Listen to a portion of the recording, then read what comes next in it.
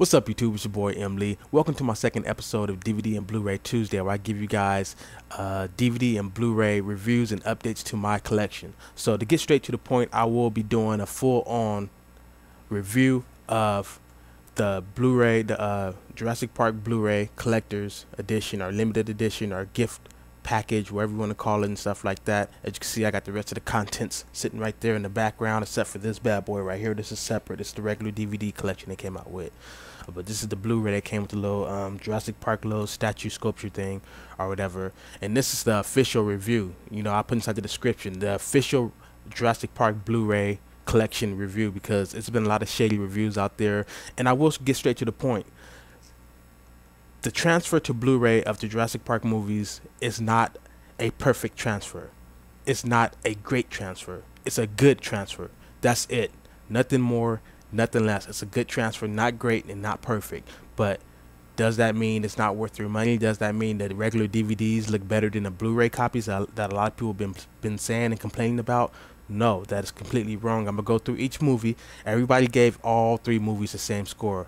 That's a bunch of BS. I'm going to go through each movie and tell you guys and break it down from certain scenes and stuff like that that may look better than others or something like that. But across all three movies, there are film grain, especially in the first two movies. There's a bunch of film grain or whatever, and when you're upscaling, these movies are kind of old. They're not that old though compared to other movies that have been upscaled to Blu-ray successfully. But when you upscale like older movies, depending on how they were recorded and stuff like that, depending on the color that was inside the movie, depending on where they filmed the movie at, you're gonna pick up that film grain that's inside the movie and stuff like that. By upscaling old DVDs or old movie content, you're gonna drag out some of that film grain, and that's what a lot of people complained about. Now, was it as bad as what people were saying? Maybe, depending on your TV.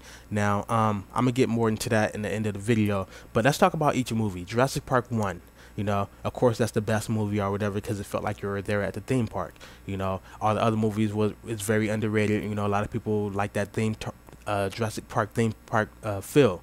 But as far as the as far as the Blu-ray picture quality of the first movie, it looks good. There's a couple of scenes, about 7 scenes, that look too grainy and that look a little bit washed out, and it does look like a standard definition product or upscale, you know, DVD or something like that. You know. And that's just, you know, a handful of scenes. You know, you'll get to one scene that looks beautiful and you can see all the detail, and you get to another scene where you can see detail, but it's too grainy and stuff like that. But the Blu-ray copy of the first movie looks 4 times or at least 3 times better than the first movie on regular DVD. Maybe you guys don't own the regular DVD no more, and you need to pop that bad boy in and see how it looks compared to the Blu-ray version, you know. But like I said, a couple of scenes that doesn't look, you know, all that well. The first movie on Blu-ray gets a 1.5 thumbs up. Second movie, that very first scene with the family on the beach and the little girl, that's the most horrible looking scene in Jurassic Park 2, Lost World Jurassic Park. That's the worst scene. Too much damn grain. It looked like a freaking old 1940 something movie with all kind of like it looked like that old school grain that used to be inside the old horror movies. That's how that first scene looked. That whole entire first scene looked horrible. I was simply looking at it like, what the fuck? I was looking at it like, seriously? That scene already, if you noticed it from the first, when you first watched it on regular DVD or regular tape or whatever, VHS, but that first scene already looked kind of shady anyways. But you know, on Blu-ray, it looks more like it just looked ugly. You know, that's the best way I can explain it. But the rest of the movie looks good. You know, you can see the detail. And I will say the sound quality of all 3 movies is amazing. Even the picture quality. There's some things, like I said before, if you haven't watched my unboxing, I watched the first movie over 120 times, and that's probably just being generous. The Lost World Jurassic Park, watched that over 60 times. And the third one, I watched it over 30 times. And even after watching Jurassic Park 1, 2, and 3, all those times, I noticed certain words that were said inside certain scenes I did not freaking realize after all these years watching Jurassic Park series, after being a fan ever since a kid watching Jurassic Park movies. There were scenes, like little words in the background said and stuff like that. Like, well, I did not know he fucking said that. What the hell? I had to rewind it a couple of times Like, that's how good the audio is. The picture quality, I noticed certain things that people were doing in the background I didn't even notice inside the regular DVD, like certain stuff that was said, a certain little gesture that was made in the background or on the sideline, or certain little pictures or words that was inside the background on the screen, and like little things you wouldn't notice on the regular DVD, or I didn't notice after all these years. So I felt kind of embarrassing, and it actually made me feel good to own a Blu-ray copy, because like you notice certain things that you didn't notice at first. Speaking of noticing, inside mainly the second movie and some of the first movie, by being upscaled on Blu-ray, you notice some of the effects. You know, the effects of the T-Rex. You know, the what's that called? Not the motion capture, but the CGI of the T-Rex. Some of those shots look kind of fake. You know, it makes it look more fake. The first time you see the little Brachiosaurus in the tree and stuff, when they first get to the park, you know, and they get out the Jeep, that part, the Blu-ray makes it look super, like it makes it look more fake. The part with the T-Rex, when both of the T-Rex comes out on the Lost World Jurassic Park, and the guy inside the Jeep trying to keep the trailer up, that big old trailer up off the cliff. That part when both of the T-Rex, the animated, not robotic T-Rex or whatever, both of them coming out. That when they're sitting right there, you can I mean, it looks a little bit fake and stuff like that. It's a couple of scenes, a handful of scenes inside the first movie and the Lost World that look a little bit fake, because you know the Blu-ray is so clear that you can see some of the imperfects of the, not really imperfects, but you can see around the effects pretty much. Because you can go back and watch all of these on regular DVD, and it still look pretty cool to you. You won't be able to notice certain things, but if you watch it on Blu-ray, you will. So the second movie, it looks gorgeous. It looks good. Perfect lighting. A good transfer to Blu-ray. That one gets almost 2 thumbs up. Gets 1.5 thumbs up. Still, like the first movie. The third movie, which looks best out of all 3 movies. I'm not saying it's the best movie, so don't be all like, oh, the third one was the worst freaking movie, which I don't see how it was the worst movie. I like that they did something new with every single movie, but I'm not going to touch on, you know, the series. But the third one looked the best. You know, I didn't notice no imperfects inside none of the scenes. Probably a little bit inside, like 2 scenes or something like that, but the third movie looks good. Sound quality of the third movie. Do I really have to talk about the sound quality of the third movie? Everybody know when they first land on the island, we didn't land. Please tell me you didn't land on the island. You know, and they come running out the bushes and stuff like that, and the big ass, I forgot what it's called, a Spinosaurus or something like that, come out. That whole entire like 10-minute scene when they crash to the tree and he's trying to eat their asses up. On regular DVD, I used to love watching the third movie because the sound was so amazing. So when they upscaled it to, you know, good ass Dolby Digital sound, 7.1 surround sound, even though I got a 5.1, but 7.1 surround sound, good ass audio, man, it felt like you were right there immersed within the action and stuff like that. It felt like you was about to get your ass eaten as well. So yeah, so like I said, sound quality is great. Like I said about the first and second movie, I noticed certain things said within the movie that I didn't even notice after watching it. I also noticed certain things on the screen I didn't even notice on regular DVD. So the third one does look the best, get 2 thumbs up. Not that much film grain at all, if any, and it looks good. You know, now I know why people are complaining. You know, especially if you got HD TVs made in like 2009, 2008, because those are the TVs that's going to mainly bring out the film grain. I'm going to help you out a little bit, or at least try and help you out. Turn your sharpness down to medium, to the stock settings, and then go down about 2.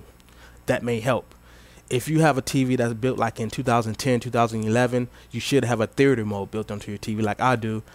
Switch it on to theater mode. Usually I don't like how theater mode look on my TV. I really don't like how theater pictures look in the theater because they look too shadowy and ghosty, and the color looks washed out a little bit. But in people's mind, the human eye, that's how movies supposed to look at 24 frames per second, all that little motion blur. That's how we've been so used to movies, and we're so used to movies looking so cinematic when it's recorded like that. So that's how movies are made. But I never watch movies in theater mode on my TV. You know, it looks good. It makes the picture look more like kind of natural a little bit in certain movies, but in the Jurassic Park Blu-ray movies, it makes it look way better. Like Jurassic Park 1, I turned theater mode on, like 60% of that film grain went away right away. Like it looked like I was watching it inside the movie theater. Like literally, I was like, wow, this actually look hellified clear. I still watched it regular without the theater mode enabled, and I'm planning on watching all 3 movies again with the theater mode enabled. But I tested out all 3 movies for like a brief 5 minutes on with theater mode enabled, and it looks good. You know, it looks like a movie theater. You know, it looks perfect. It gets rid of that film grain perfectly. So either, you know, cut your contrast down a little bit, cut your sharpness down a little bit, cut your brightness down a little bit, and your color, you know, play with that a little bit, and you should get rid of a lot of that film grain if you don't got theater mode. But like I said again, if you got theater mode, there you go. So as far as the whole box set collection, you know, for $60, I think it's still on sale, you know, because you get this right here. This is supposed to be $80 just for this, but this is on sale for $60. I think it's still for sale for this, plus the little sculpture, which is very worth it. It's a lot of detail up on here. It's $80. It's supposed to be $110. It's $80. I think it's still on sale for $80, so be checking it out. Either way you go, it's worth the money. It's worth the buy. I've seen so many 1-star reviews, didn't see no 2-star reviews, no 3-star reviews, no 4-star, not even a 5-star reviews on Amazon or nothing. I seen nothing but like 12 1-star reviews on Amazon, and everybody were saying the same thing, and they're somewhat right. But like I said, if you follow the directions I tell you, and you know, you adjust your TV accordingly, you'll come out with it. So the whole package gets a 1.5 thumbs up, comes with a digital copy, and bonus features. I've got to mention the bonus features. You know, sorry this video is getting a little bit too long, but it's worth it. Bonus features. In all 3 movies, they did new instead of the old, you know, bonus features and the making of and stuff like that. They redid it. They bring back some of the older characters, or the characters from the movie.